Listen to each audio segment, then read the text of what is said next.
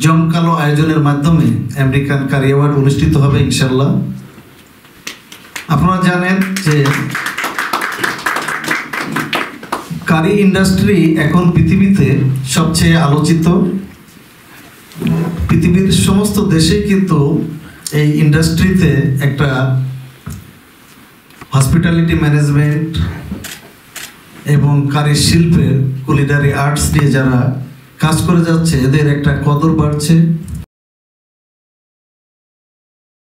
আমরা কিছু অপপ্রচার করতেছি যেটা ঠিক না, আমাদের একটা নেগেটিভ ইম্প্যাক্ট পড়তেছে বিকজ অফ ভিউ বাড়ানোর জন্য।